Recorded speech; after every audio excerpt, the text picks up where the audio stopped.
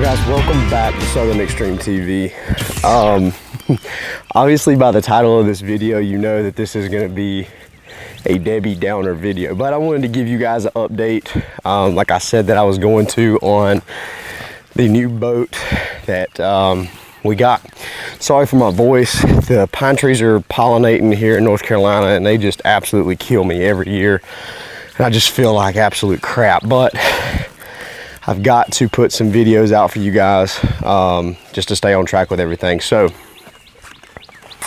show you guys this. It's the new boat, and as you can tell, the lower unit is off the boat. And anytime you see a lower unit off the boat where you are not changing a simple impeller, it's not good. So, just to kind of give you guys an update as to what happened, we got everything done on the boat that we needed to get done. All the lights, all the electronics, everything. And we took it out for her maiden voyage to a local lake here near my house. Just want to take her out, kind of put her in the water, get used to everything that's on her, and just go from there. And crank the motor up, giving it just a little bit of throttle, just kind of breaking it in, easing it in, because we had just changed the lower gear oil. We'd really just changed everything out on the motor, lube and filter wise. So we're just kind of taking it nice and easy. Well, after about 30 to 45 minutes worth of driving, we get up and we're at about, I don't know, probably 75% throttle. I don't know what the RPMs are, so you have to bear with me on that. But going down the lake, and all of a sudden, what do we hear? We hear snap, crackle, pop. Motor made a loud noise, RPMs spiked through the roof, and then the motor shut off. So there was that. I was doing some research on it, looking at it. From the symptoms that was going on, I figured that it was a lower gear issue in the lower unit.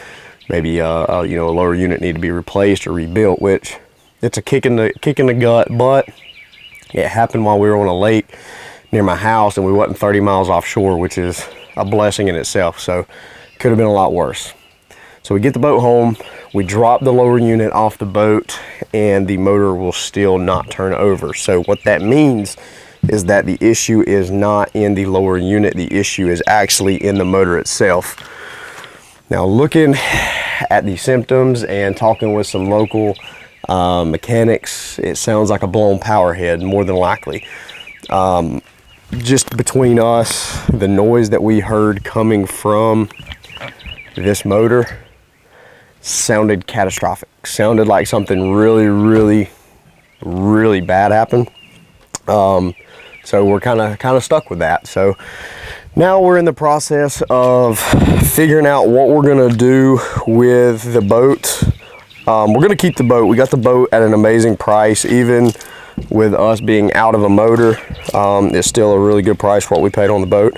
The only bad thing is like I said, it's a kick in the gut financially when you're expecting to spend X amount of dollars and you wind up having to spend another amount of dollars. So right now, what my plan is we're either gonna buy a used, newer Yamaha 4-stroke 250 or a 300 horsepower motor, or we're gonna bite the bullet and I'm gonna put a brand hammer new Suzuki 4-stroke on it, straight from the factory, 6-year warranty. Haven't made my mind up with what I'm gonna do yet. We've got a couple people here close to us that does some work on some motors, and they're supposed to be finding me a Yamaha, and I'm actually supposed to be I was supposed to be looking at one, a used one, this past week, but I never did get a phone call, so I assumed that he hadn't got the motor in yet. So still waiting to hear exactly what we're gonna do, and just trying to make the financial provisions to kind of be ready with whatever decision that I decide to go with. I would really like to have a new motor on it, just so that it's something that's really, really reliable. But that's a chunk of money for those of you guys that don't know a whole lot about boats. that's a lot of money for a brand new motor. I mean, it might not be a lot of money for some people, but for somebody like me, it is a lot of money. It's a lot of money to fork out at one time. So anyway, there is that. We have that issue going on. So I just want to fill you guys in. I know I don't have the key to show you guys my electronics. I know last time when I spoke to you guys, I was going to hang 2 units here and here. The issue with that is Lowrance, about 2 Lowrance units. Lowrance did not provide me enough transducer cable to run from the back of the boat, under the deck, up through the console, up through my T-top, and then out the side to come down to plug into my units.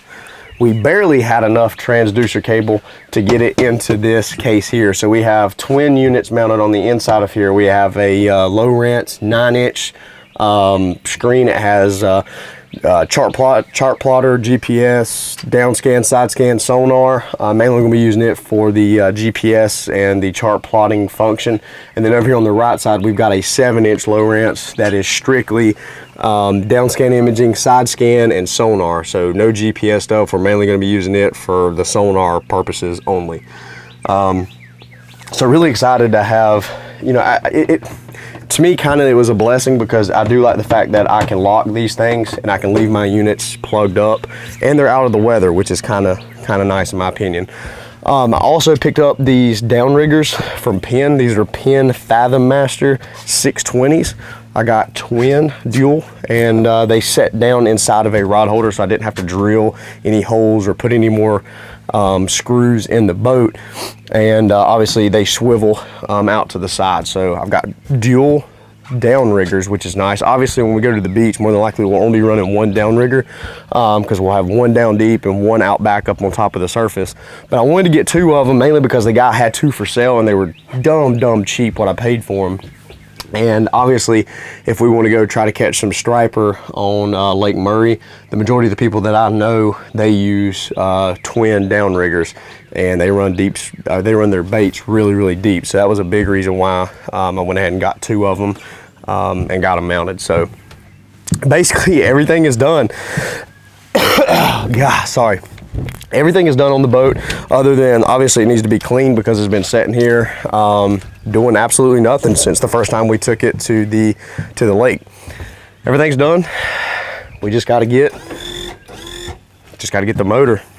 Got to get the motor, man. I'm telling you, it was such an unfortunate thing to happen, but things happen for a reason, and here's the blessing in all of it. And I said it before, at least we were not 30 to 20 miles offshore, have to get COYOTE to come get us, floating around in the Atlantic or the Gulf, wherever we could have been. Whoa, about dropped the camera there. It could have been a lot worse, guys, and you've always got to try to find the positive in things. And that was the positive that I tried to find is, you know, we were in a very safe situation when the motor blew. We were not out offshore. We were at a lake. We actually had a guy on a bass boat tow us into the boat dock. So could have been a lot worse, guys. So that is the blessing. I tried to find the positive. That was the positive out of all of it. So anyway, just want to give you guys an update. Like I said, I was going to try to keep you guys up to speed on everything that was going on the new boat. So we're going to have a new motor, and it's going to be a 4-stroke. I'm done with the 2-stroke stuff. I know my little bitty center console over here, it does have a 2-stroke Yamaha on it, but that motor is a beast. That motor is one of the best motors that Yamaha made as a 2-stroke, even though it is an older motor. Just an absolute beast of a motor. But on the big boy, we're going to go with a 4-stroke Yamaha or Suzuki, and I hadn't made my mind up if I'm going to just bite the bullet and get a brand new 4-stroke Suzuki 2019 with a 6-year warranty. I really want to do it. My pocketbook don't want to do it. So make sure that you hit the subscribe button, you hit the like button, and you share this video so that maybe I can afford to buy a new Suzuki motor. Guys, I really appreciate you hanging out with me on my channel today. If you're new to Southern Extreme TV, make sure you hit that subscribe button right over here in the top left corner. It'll mean the world to me. I try to bring you guys along for all my adventures. We do hunting, fishing, outdoor stuff, product reviews, you name it. I do it if it has to do with the outdoors. So as always, I love you guys. Thank you so much for taking time out of your busy day to hang out with me. Hey, until next time, I will be sure to bring you guys along for all of the adventures coming up in the future.